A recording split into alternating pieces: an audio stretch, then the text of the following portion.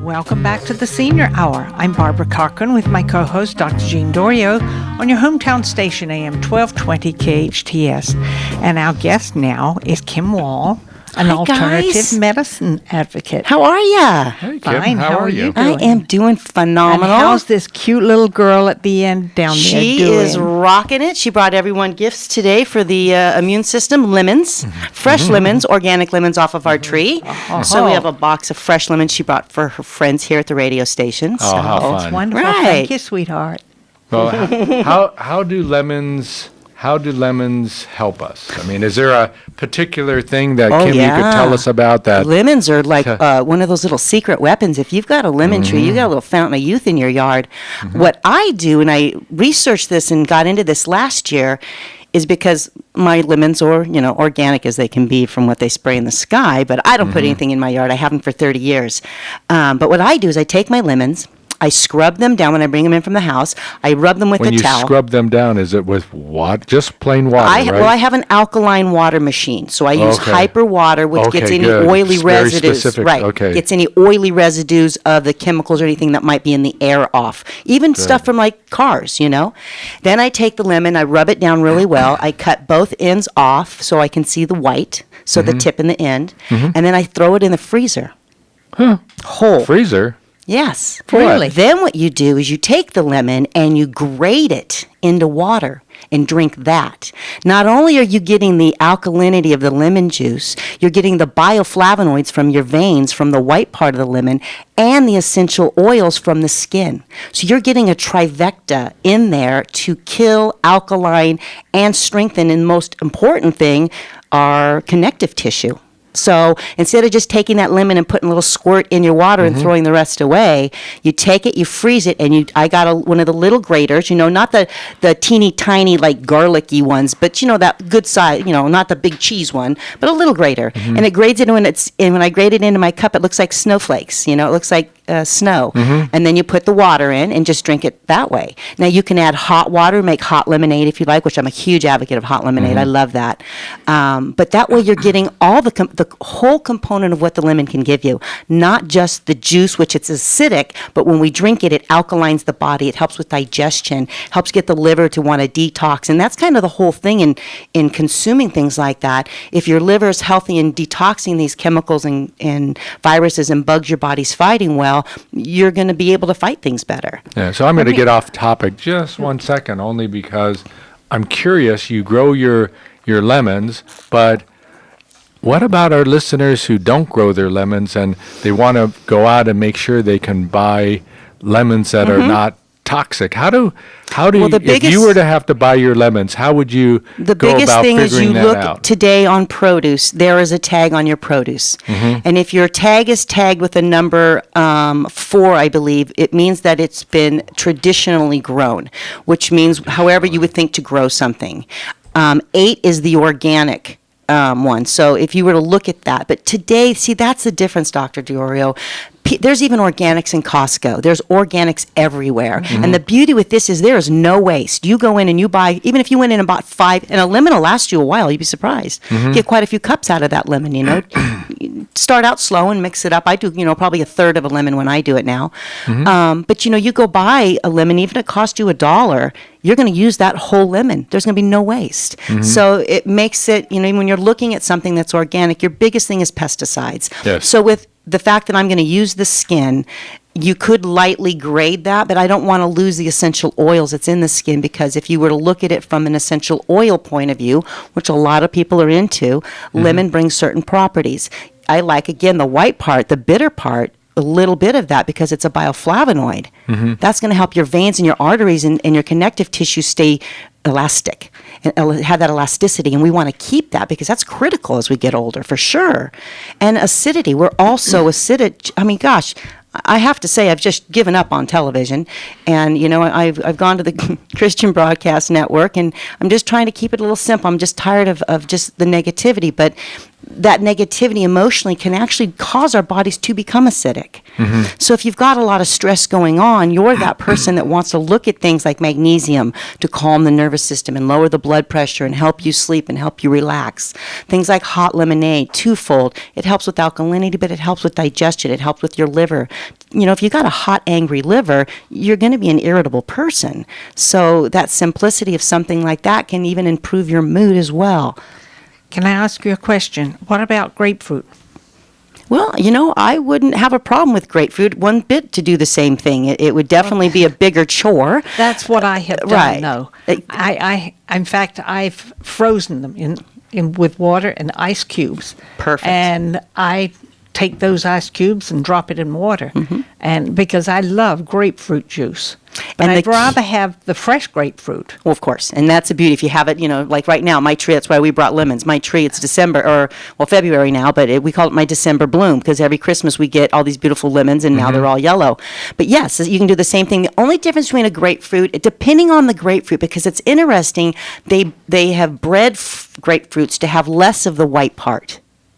You notice that they have thinner skins, not thicker that's skin, true. That's because They bred them? well, to do that? I don't know how they do it in their pollinate this tree to that tree to create that, or even if I don't think it's genetically modified, but it's more convenient for people. But that white part on a grapefruit, again, is your bioflavonoids. So that's great. But per size, lemons usually have more white on them. At least mine they do. do. Have a good white base to them. And like I said, to put that in, you know, you're getting the wholeness of something as opposed to just squeezing that lemon and throwing the rest away.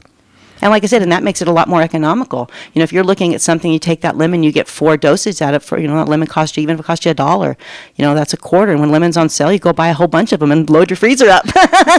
Well, my girlfriend's mother has lemon trees, tangelos, grapefruit trees, and when she visits her in That's the Arizona, beauty of sharing. she brings them Yeah. all back. And she brought me back a whole bunch of lemons this time. And now I'm going to do that.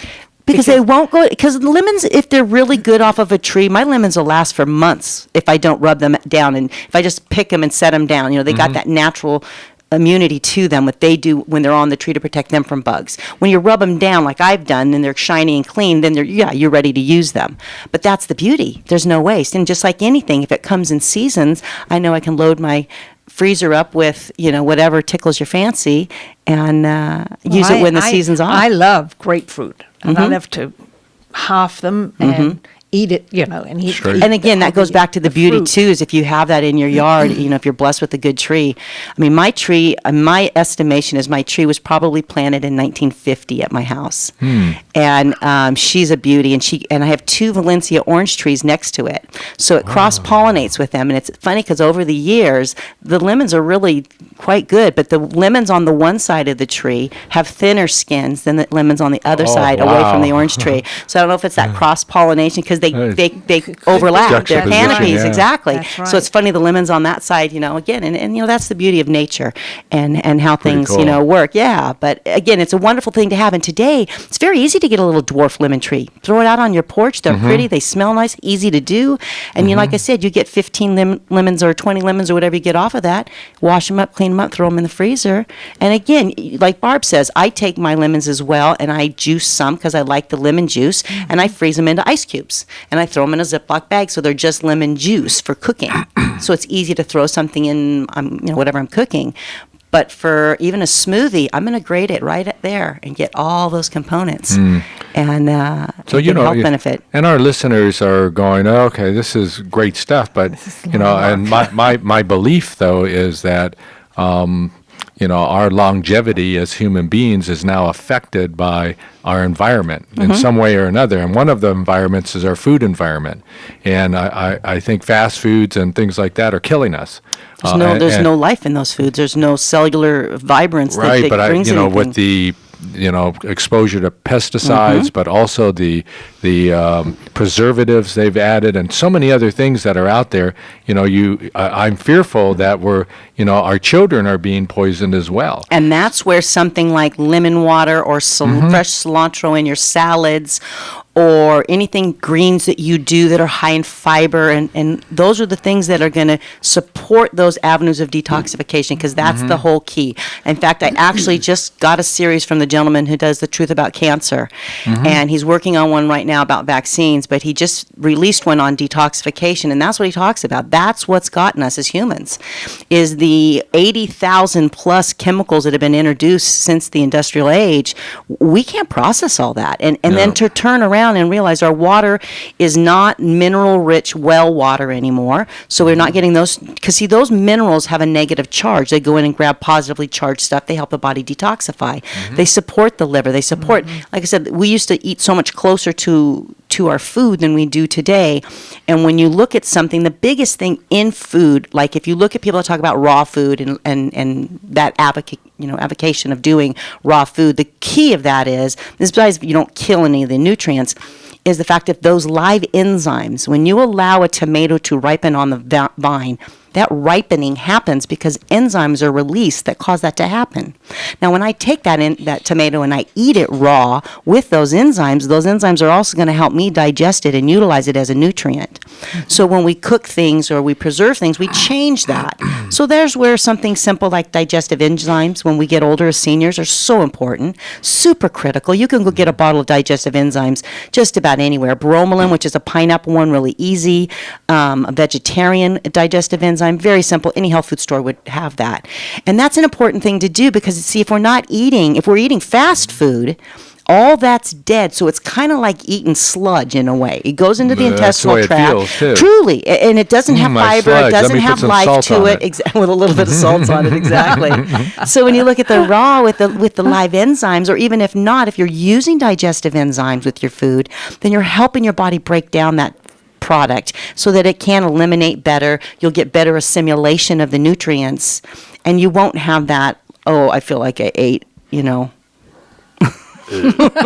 a ball of goo. I like fudge, but I don't like sludge. Exactly. I saw an awesome recipe yesterday that I'm going to have to make.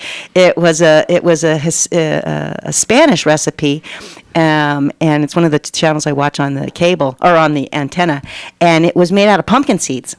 And he roasted pumpkin seeds, and then he put them in a blender with a little teeny bit of water, and it made like a paste. And then he mixed into this paste roasted tomatoes, fresh cilantro, onions, and a little fresh chopped pepper. It was, I think, a habanero.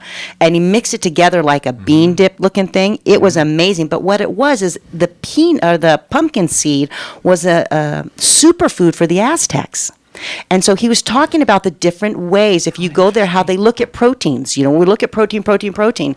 Well, here's a culture that obviously had abundance of pumpkin, and they had the seed, which was roasted into a paste, was one form, and the other one was the whole seed with the shell, also roasted and ground, and it was more like a powder. And they would use this in their food to make breads and things like that, as opposed to grains, because that was their source. But how amazing of a protein source to do. And it was really interesting, instead of, and that's kind of the thing. Look outside the box. We know pumpkin is amazing for the prostate. It's phenomenal for helping urinary health. So, that can be something simple that you see, look, there's, a package of raw pumpkin seeds at the store. I'm going to grab those and bring them home and toast them up, throw them in my blender. And I'm going to throw a little this in there, a little that in there, and make yourself your own superfood. Eat it with some celery or carrots. Now you're getting some protein, you're getting some fiber, and you're getting some real live nutrients that the body can feed the cells. Sounds like a dip, though. It was. You were saying. So did you do that? I'm going to do it. I saw this yesterday. I was so blown away by it that I'm going to definitely give it a try. And as I said, it's one of those things, it's cultural. And I think that's the beauty of what it is the internet and things can make things so culturally interesting. Here, learning from me about the superfood. We look at chia seeds, which were also a superfood, flax seeds, hemp seeds, these amazing seeds that are superfoods that we're not taught about, that are so simple and easy to digest, assimilate, and gather nutrients from, and energy. So, that's the thing. When you look at some of these seniors, if we're getting our protein from a processed fast food, that's kind of scary, It very much is, and that's why I think it only leads to this thought that I had mentioned earlier about how some of the foods that we are eating are poisoning us. Because right now the alternative world is looking at the biodome of the intestinal tract as the key to longevity of everything. And if you think of something like that going through, the genetically modified organisms will actually bust holes in your intestinal tract, lead to leaky gut, lead to some of these organisms and bacterias and proteins getting into your blood that aren't supposed to, that are going to cause autoimmune responses, that are going to cause kidney, liver stress, they're going to cause joint pain and gout and things, all these autoimmune diseases. We need to go back, and that's what a lot of them are talking about. In fact, I watched a really good show yesterday talking about kefir, talking about fermented food, how easy it is to incorporate that into your diet and put natural good bacteria in every day to allow that microbe to rejuvenate itself and regrow, because it's like a garden. You give it the right stuff, it'll heal. But if it's a desert right now, even if you throw probiotics into that desert, you're not going to get the growth of good bacteria that you would if you start putting in the food for the good bacteria to grow. Yeah, always great topics with sludge and everything else, right? Kim, that you bring to our In fact, there's got show. a great movie coming out later this year, a movie called Biosludge, and it's all on biosludge. And I'm going to have to send you the link when it comes out. I hope it's not like Soylent Green. Oh, it's worse than that. It's worse than that. Well, we're going to take a break on your hometown station, AM 1220 KHTS. Welcome back to the Senior Hour. I'm Barbara Cochran with my co-host, Dr. Jean Dorio, on your hometown station, AM 1220 KHTS. And we're speaking with Kim Wahl, an alternative medicine advocate. And we talked in the break about avocados. Mm-hmm. Why don't you share that information? Well, if you look at the body, one of the things I call myself is a body mechanic, and I look at the mechanics like you would look at a car. So when we look at avocados, they're a fat, and they're a good fat. But interesting enough, in the blood type literature, there's some information that says certain avocados are a positive or an avoid for blood types. I know for me as an O blood type, it goes back, when I look at some of the foods that are my avoids, they are foods that I abused in a sense. I used to be a grocery checker and a bookkeeper for Vaughn's Grocery Company. That was my first calling in life. So you stand in a check stand all day long and you get this break and you have a whole grocery store in front of you, okay? You think about it, okay? It's kind of ironic, but there's nothing to eat, but there is, okay? So I would get an avocado, or I would get a can of tuna, or in the morning shifts, I would get a fresh made cheese Danish that would blow your mind, and a cup of coffee. I mean, this was before I was holistic. And I had carpal tunnel and I had allergies and I was a sick person. And when avocados was one of those things, so here my body needed protein. I needed a nutrient, and I was eating a protein that was wrong for me. So my body created an inflammatory response instead of a nutritional, this is good. Yeah. So years later, I got into holistic medicine because of my firstborn child being an asthmatic, who I've cured, and she is no longer asthmatic over 30 years, and no one else in my family has had issues because I have the power of homeopathy at my fingertips. No. Anyways, but when I stopped it, years later, I had a long day at work, and this is how I tell people to see if something really bothers you. I'd had a long day at work, actually at the wellness center, and my daughter, and I hadn't eaten lunch. It was just a stressful day. I'd drinking, but I just hadn't eaten anything all day. We got home, and I had some fresh guacamole I'd made the night before because I'd made some homemade taquitos. So we sat down, and I ate some of this guacamole just because I was so starving, and I ate, probably a good half a cup of it, And sure enough, within about 20 minutes, I had this headache that dropped me to my knees. My joints started to hurt. And when I noticed, for me, that's it. I used to get headaches, sinusitis, carpal tunnel. So if I eat something now, like if I had a handful of pistachios, it would make my joints hurt so bad. I can't open a jar. I couldn't lift something. It hurts so bad. So I know those were foods I abused. They were avoids for me as an O. And when you look at the blood type, not everything on that blood type will affect you. But when you look at proteins that feed your cells or fats that cool and deal with inflammation, if either one of those are wrong, then you're going to aggravate inflammation and disease as opposed to put things in that are healative. So that's why I always tell people, just throw the blood type over your diet for 1 month. Just see. Because my grandmother, with her whole thing with arthritis, her whole thing with bronchitis and cancer, her kryptonite was wheat. As long as she could drink 2 pots of coffee a day. And I can't drink coffee. I'll gain weight. I'm an O2. But coffee wasn't her kryptonite. Her kryptonite was whole grains. I have 3 O children. My firstborn daughter, her kryptonite is whole grains. If she does whole grains, she'll put weight on like overnight. And she becomes pre-diabetic. My son's kryptonite is milk fat.